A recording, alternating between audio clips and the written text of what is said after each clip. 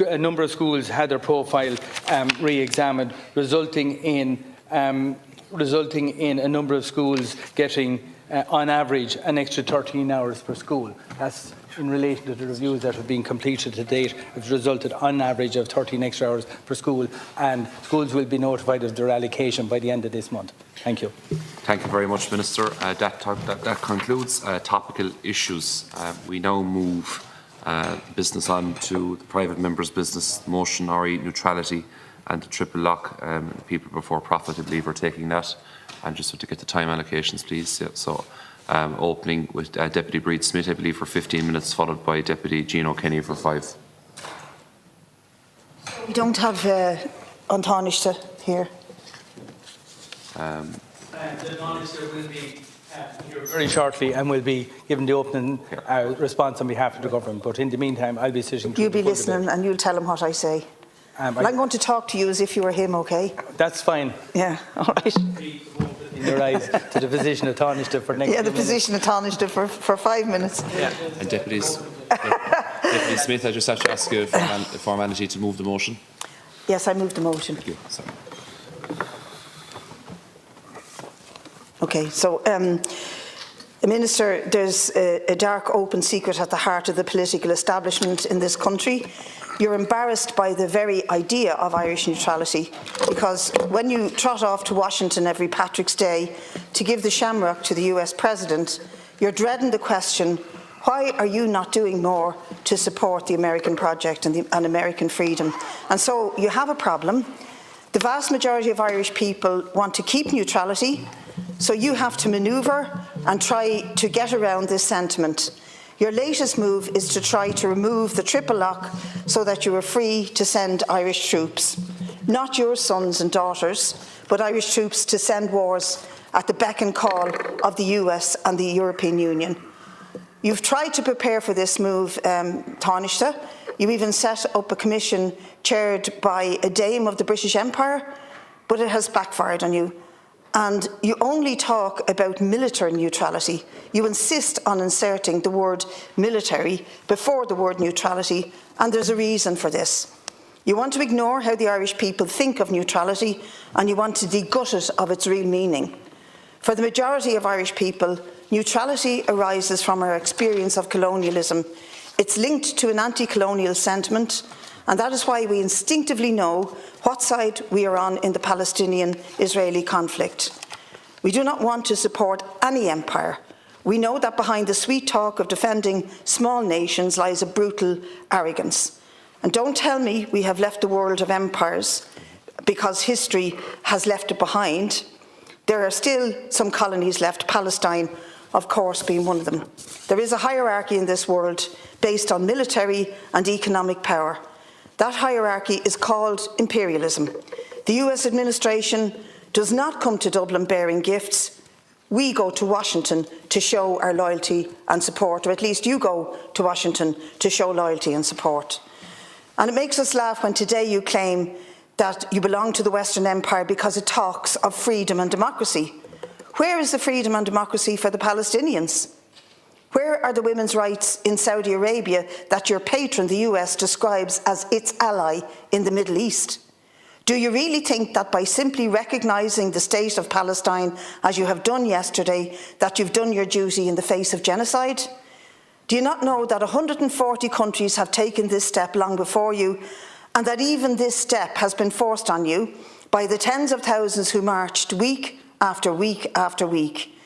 The plain reality is that the US empire does not stand for freedom and democracy. If it did, it wouldn't be supplying Israel with the bombs to murder and burn Palestinian children. The Dáil recognises Palestine, but then why are we all using Hewlett-Packard machines in our offices? This is a company that supplies infrastructure that is vital for Israel's occupation, and we say boycott them. And then there's AXA. No state agency should have a contract with a company which invests in Israeli banks and mining companies in the West Bank. We say boycott them. And then why is the Irish government, and I asked this yesterday, fast-tracking visas for 100 Israeli engineers to fly in here to work for Intel, And meantime, Palestinians who are fleeing genocide are left to sleep in tents on the banks of the canal. Why is the Irish state supporting this? Intel is a huge supporter of the Israeli state. It has built its Kiryat Gat plant on the site of 2 erased Palestinian villages. And just weeks after Israel intensified its genocide against the Palestinians, Intel announced its largest ever investment in Israel, $22.6 billion. I say boycott them. Why did the Department of Enterprise, Trade and Employment grant 32 licences to sell dual-use goods worth $70.4 million into Israel under the Control of Exports Act 2008? Why won't you name these companies? We do need to back up the recognition of Palestine with real sanctions, and don't just tell the EU leaders that tell us that EU leaders are discussing sanctions. That means nothing. We are now 7 months into the Israeli horrific conflict, and the EU leaders have done nothing. The plain reality is that when you want to remove the triple lock because you want to move from a sideline substitute to the US imperialism to a full player, that's what you want, and you want to send Irish troops abroad to fight wars on their behalf and on behalf of the European Union. But despite the repeated requests from us, you've refused to say exactly where you want to send more than 12 Irish troops. You've asked your civil servants to come up with some obscure examples of where the triple lock has stopped you sending Irish troops. But come on, you need to have the courage of your convictions and tell us where you want to send the sons and daughters of working class people to fight for wars for the benefit of Western imperialism. If you won't give us a referendum to testify that Irish people still want to keep their neutrality, which is the least you can do, you know as well as me that the chair of NATO committee has said that we are preparing for war. You know that the Polish Prime Minister has already said we are in a pre-war situation. And the Irish Times, even in their own snooty way, recently declared that Ireland is at war, but we are sticking our heads in the sand. So come on, tell us where you want to send Irish troops. For our part, we're absolutely clear. We oppose both imperialist powers that seek to divide the world into their respective spheres of influence. I'm openly opposed to the US empire, equally opposed to the Russian-Chinese rivals. I've been on many protests outside the US embassy. My party was the first to organise protests outside the Russian embassy over the brutal invasion of Ukraine. And while I detest both imperialist powers, I have no time for the double standards of this government. It took you 7 months before you dared to raise the Palestinian flag at this Dáil. You raised the Ukrainian flag immediately when it was invaded and is still flying there. Ukraine is right to oppose the Russian invasion, but it is not the only country fighting imperialism. Why are you not denouncing the EU for not banning arms sales to Israel when they sanctioned Russia immediately the invasion happened? Why are Fine Gael members of your coalition promising to vote for Ursula von der Leyen, even though she has most brazenly backed Israel to the hilt? Your other way of getting around neutrality is to erode it, bit by bit by bit. And you've let US troops use Shannon Airport as a transit point and pretend this is just an economic arrangement, and in reality, it's a deliberate show of loyalty to the US empire. And now you want to send Irish troops to train the Ukrainian soldiers, you send helmets to its army, and you still pretend that you're militarily neutral. We are sick of your hypocrisy, and I make one call from this Dáil today, and the same call is being made in the Shannon, to stop US troops using Shannon Airport. Genocide Joe is totally complicit in the murder of Palestinians. And we want to see a left government that really changes that. And I say to my colleagues in Sinn Féin, we know that Fianna Fáil and Fine Gael will keep US troops in Shannon for as long as they can. So let's work together to evict Fianna Fáil and Fine Gael. And this is a commitment we want to make before there's any general election. US troops out of Shannon at a very minimum. Thanks, Chair. Minister, we're living in very dangerous times. We're living in times of where international law, the norms, even in warfare, is being breached on a daily basis, and we only have to see what's going on in Gaza. The pictures and the images are just incomprehensible, what Israel is doing to human beings, children, women and men. And in that kind of context, Irish neutrality has always been sacred. It's been sacred from the foundation of the state. And the overwhelming majority of Irish people have supported neutrality because they understand if neutrality is eroded, we can be kind of pulled into conflicts, not of our making, where our citizens are maimed. And we've seen throughout the last 100 years in World War I and World War II, where countries got dragged into imperialist wars. So it's super important that our neutrality stays the way it is, and it's not compromised. But I believe it has been compromised and eroded over the last number of decades and well beyond. And I think it's that by language and by deeds, and particularly the militarisation of the European Union. And you just have to look at the European Defence Industrial Strategy. This is a precursor to a European defence model and a European defence army. They spend hundreds of billions of euros in terms of military hardware, and it's you only have to look at throughout history where there's more militarisation, where there's more equipment for war. It's going to be used eventually, and we've just seen that, as I said, via the European Union. You look at the European battle groups, Irish troops are engaged with that. That is very controversial in terms of our neutrality.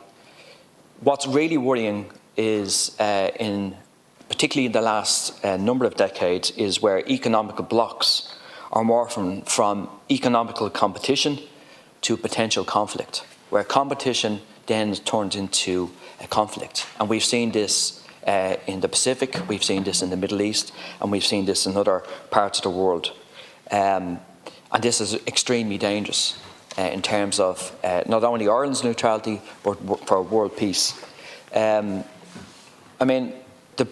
blatant breach of Irish neutrality is the use of Shannon Airport by American troops. Remember this, America invaded Iraq in 2003 illegally.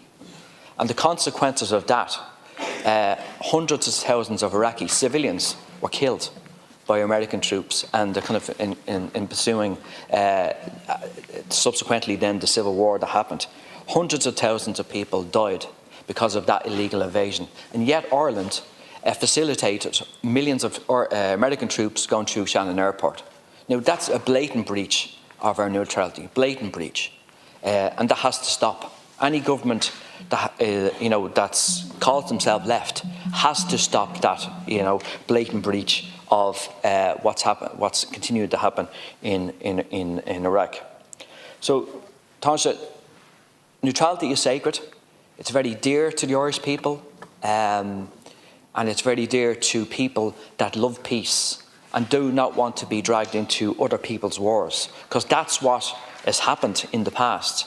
And our neutrality is so important in terms of not being dragged into them wars, them conflicts. But again, I would argue the language and rhetoric that's been used by this government in terms of the triple lock, in terms of the militarisation, is extremely worrying. It's extremely worrying that there's a potential that Irish troops could be actually involved in a European army via a European conflict, particularly around what's happening in Ukraine and elsewhere. So on that basis, our neutrality has to be kind of put in the Constitution that we can never, ever, under any circumstance, ever be involved in military pacts or European wars in terms of where the European Union is going. So neutrality is sacred, but that has to be enshrined in our Constitution. Thank you.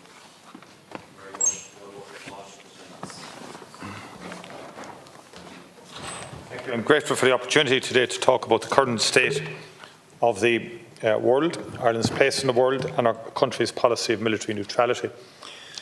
Given the language used in the motion, I think it's useful to begin with an examination of what we mean when we talk about military neutrality. Simply put, our policy of military neutrality as practised by successive governments means that Ireland does not participate in military alliances or common or mutual defence arrangements. I've discussed this many times in the House, and I'm happy to clarify and put it on the record again today. We have no plans to alter this policy. Our military neutrality means a great deal to a great many people. The history and the instincts that inform it are important and valuable, and I understand that. And its birth is essentially World War II and the position of Eamon de Valera and the then Fianna Fáil government to adopt a policy of neutrality on that occasion. It has evolved since then, and particularly in the context of developing an independent foreign policy. However, the fact is that it is and will remain our policy. It does not mean that we can isolate ourselves from the international security environment we find ourselves in today. All of us as serious-minded policymakers must continue to observe and analyse the situation as it evolves and ensure that the application of our policies remain fit for purpose in changing circumstances. Ireland's foreign policy has always been grounded in the principles of international law, human rights, equality, respect, dialogue and engagement. We have correctly sought to position ourselves as a voice for good in the world, as a champion of international humanitarian law, peacekeeping and peace building, disarmament and non-proliferation, and as a strong defender of a rules-based international order. I haven't heard any of that from the contributions I've heard so far this morning, just ignored. Just look at our record over the last 2 to 3 decades in terms of our role internationally, our role on the UN Security Council most recently, in terms of pushing for humanitarian corridors in the most troubled parts of the world and in terms of peacekeeping. Our values must remain at the core of Irish foreign policy. Indeed, the Irish people would expect nothing less from this or any government. There are many countries in the world with which Ireland shares similar values and whose foreign policy approach is in keeping with our own. Some of these are members of military alliances or common defence arrangements. Some of these are not. We work with any and all of them as the issue requires. A salient example of our close engagement with such partners happened just last week in the context of our recognition of the State of Palestine, together with Spain and Norway. And again, in terms of that issue, we were right to do it in a coordinated way. We were right to do it in terms of both timing, coordination and impact, and in the context of the Arab peace vision. The security of our people and our country is one of the most important issues that any government must consider. So I think I would like to talk about how this relates to our broader foreign policy and the reality of the world today. Across the globe and at home, Ireland and our EU partners face an increasingly challenging and contested security environment. Russia's illegal, immoral and ongoing invasion of Ukraine in February 2022 brought untold misery to countless of Ukrainian citizens. It has had an impact in our own country that we discuss and debate here on a daily basis. It also shattered the collective European security architecture, and doing so brought home to many across Europe and beyond the cold, hard reality of the world we live in today. In the same context, we know that Russia is demonstrating increasingly irresponsible behaviour beyond Ukraine, including through cyber attacks across the European Union. Russia and other foreign actors are also deliberately targeting European societies, including Ireland, with false and manipulated information. We need to call out these threats and work with partners to confront them. In Europe's southern neighbourhood, we continue to face a horrible and completely unjustifiable conflict in the Middle East. Again, an issue that we discuss and debate here on a regular basis.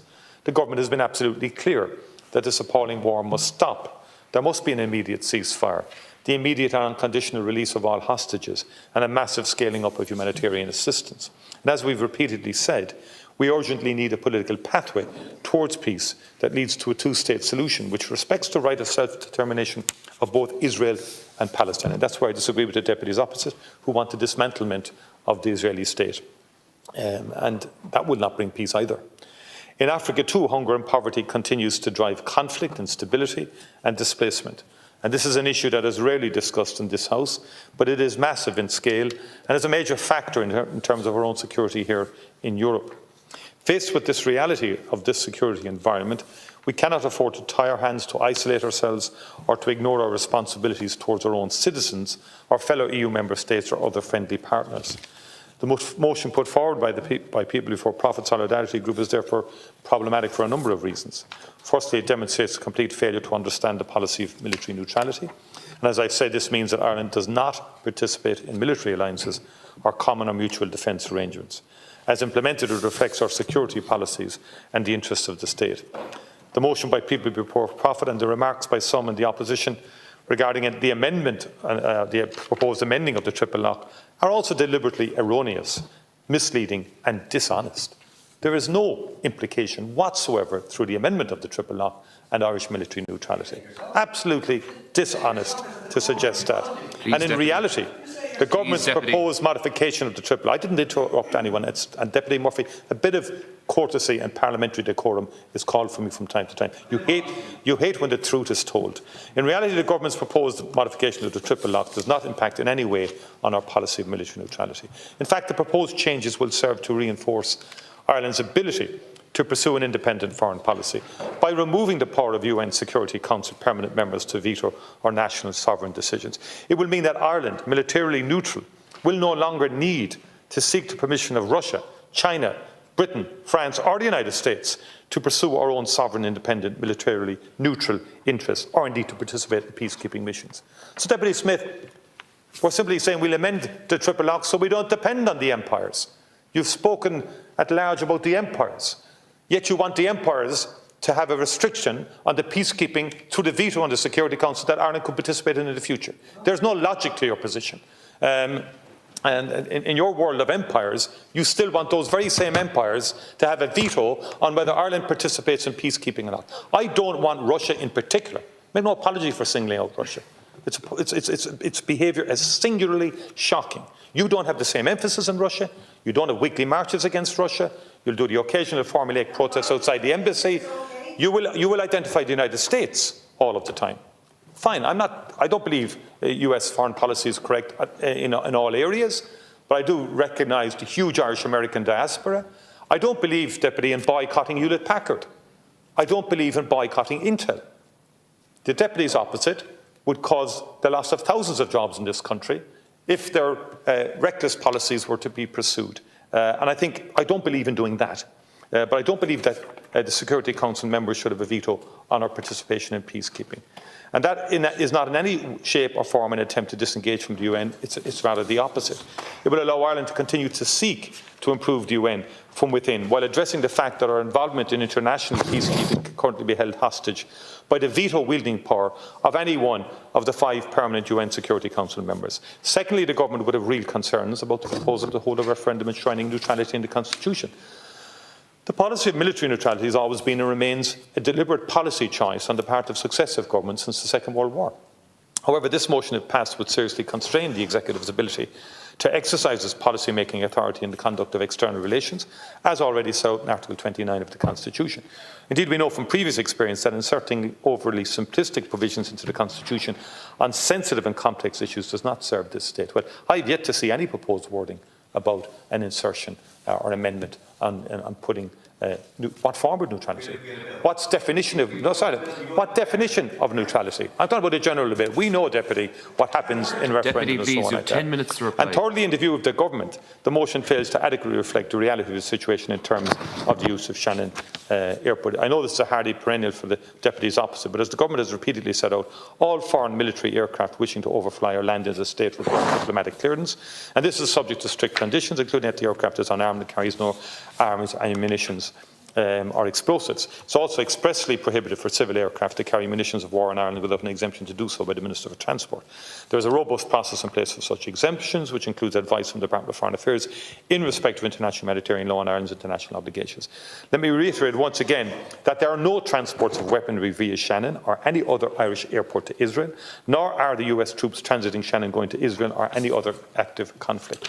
In short, from a government perspective, the motion as presented is ill-conceived, partisan and inherently problematic. It fails to demonstrate an understanding of what the policy of military neutrality actually means. It completely neglects the security risks that Europe and Ireland face today. And the proposal in terms of neutrality, in my view, is particularly ill-defined, inappropriate and would significantly restrict future governments in terms of broader foreign policy and more important in terms of security challenges like cyber attacks and so forth, and in terms of subsea cables. We need the Oireachtas, the people elect the Oireachtas and the government to develop foreign policy and to develop policies, and that's the sensible way to proceed. And the last year's consultative forum was a very important forum, and what was striking was the attempts by the deputies opposite to stop it from ever happening. And I thought it was fundamentally undermining democracy itself. There's a really strong intolerance of democracy from the Deputy's office. It's their way or the highway. And in terms of the Middle East, Ireland's position in the Middle East over the last 3 decades and more has been principled, has been informed by the desire to get peace, to support the humanitarian needs of Palestinians, and we've raised it all over the world, including in the US. Unlike Sinn Féin, who didn't raise it at all with our colleagues in the United States, have never, through the very large fora that Sinn Féin have in the United States, you've never really raised the Palestinian question as loudly as you've raised it here. I know that's the truth. That is the truth. And it's always puzzled me. It's always puzzled me. Deputies. Why Sinn Féin. Deputies. You know, why Sinn Féin's social media platforms were never used extensively to promote your ideas around Palestine. Those are the reality. No, because your main focus in the United States is fundraising, not raising issues around foreign policy. That's the reality. That's the fact.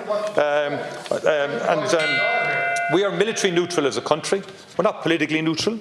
We'll stand for human rights. We'll stand for freedom, for democracy, for the rules-based international order, and the approach suffuses everything we do, whether in relation to the conflict in Gaza or the invasion of Ukraine. Our international engagement is also underpinned by significant investment in our own security and defence architecture, and this includes work to transform our defence forces by increasing annual spending to 1.5 billion. I think I'm running out of time, Cahirley, and thank you for your indulgence. Thank you, Taoiseach. Deputy Murphy for 10 minutes. Taoiseach, you should be honest with people. You should have the courage of your convictions to argue for what you're in favour of. Instead, we had a very dishonest presentation of what you're trying to do. We've had a dishonest presentation for the last 2 years. For people out there, anyone who's watching, who listened to that speech, you'd have the impression the government is committed to defending neutrality. Modification of the triple lock does not impact in any way on our policy of military neutrality. In fact, you're going to go even further. You're going to enshrine, make it better, reinforce our ability to pursue an independent foreign policy. And you'd have the impression that it's the opposition that are intolerant of democracy. Yeah. None of that's true, Taoiseach, is it? No, it's not. I'll tell you why it's not true. One, who is intolerant of democracy? Taoiseach. No, you have the floor. I will. Thank you. Exactly. Our behaviour at the Consultative Forum. What was the Consultative Forum? The Consultative Forum was not a democratic institution, Taoiseach. You proposed a democratic institution. You proposed a citizens' assembly so the citizens could come together and discuss it and come up with an outcome. And then Taoiseach, you ditched that democratic proposal and you replaced it with a hand-picked group of people with a predetermined outcome that I predicted in advance to recommend to get rid of the triple lock. Taoiseach, that's not democracy. I tell you what democracy is. Democracy is people standing for election on the basis of a certain platform, winning votes on that basis, and then proceeding to implement it. So you stood for election in 2020 general elections on a certain basis. What was that? It was on the basis of a promise, this is a quote from the Fianna Fáil manifesto, to quote, fully maintain neutrality and the triple lock. And you won votes on that basis. And then you put it into the programme for government. Taoiseach, that's democracy. What is intolerant of democracy, Taoiseach, is for you to tear up your election promises because you think, got it, now's the chance to get rid of our military neutrality. Secondly, you would lead the people to believe that you have no intention of touching neutrality whatsoever. Sure, it's one of these big myths, the idea that you're interested in getting rid of neutrality. Again, Taoiseach, that's not true, is it? You are not telling the truth to people. Because we can go back to the time of when Putin's brutal invasion of Ukraine began, and what was it that you said? You said then that neutrality is a policy issue that can change at any time, and then you said that there needs to be reflection, quote, on military non-alignment in Ireland and our military neutrality. Not so much commitment to neutrality there, is there? You weren't the only one. You weren't the only one. The Taoiseach at the time, Leo Varadkar, said exactly the same thing. Simon Coveney said exactly the same thing, the Minister for Foreign Affairs. And so what happened then was that the government decided this is our moment to try and get rid of military neutrality. What happened then, and the reason you ditched the proposal for the Citizens' Assembly, is because you ran into the roadblock of public opinion. Public opinion, despite all the attempts to massage it, to say we need to have this mature debate and so on, maintained steadfastly in favour of neutrality. You could not shift it. It didn't change your attitude, which is a long-standing attitude of Fine Gael in particular, what you previously described as a long-standing ideological obsession of Fine Gael to get rid of the triple lock. You can go back 20 years to their policy document Beyond Neutrality. It didn't change your plan, but it changed the presentation of your plan. So now, no longer would you try to get rid of neutrality. Instead, you would simply try to redefine what neutrality means, and as part of that, tear up the triple lock. And that's what's reflected in your speech today. How you define neutrality today is simply Ireland does not participate in military alliances or common or mutual defence arrangements. That's it. So according to you, Taoiseach, according to you, Irish troops could have been sent, and perhaps would have been sent if it wasn't for the triple lock, could have been sent to participate in the US invasions of Iraq and Afghanistan. Yes, Taoiseach, because as long as we did not formally participate in NATO, you are saying that that is still military neutrality. You are redefining neutrality in order to say as long as we're not formally in NATO, we can join in all the missions, we'll send the troops abroad, which is what this is actually about, getting rid of the triple lock. That's your actual agenda. We are still neutral. That's what your agenda is here. Don't tell me about dishonesty, because Taoiseach, do not tell me about dishonesty. But I please just hold it, please, just for a moment, please. Yep. Deputy Murphy has the floor, but I'd like he might tone down his comments a small bit. But at the same time, I expect the Taoiseach as well. Yes, thank you. So the Taoiseach doesn't like hearing the truth. So the Taoiseach tells us today that the proposed modification of the triple lock does not impact in any way on our policy of military neutrality. That wasn't always your position, Taoiseach, was it?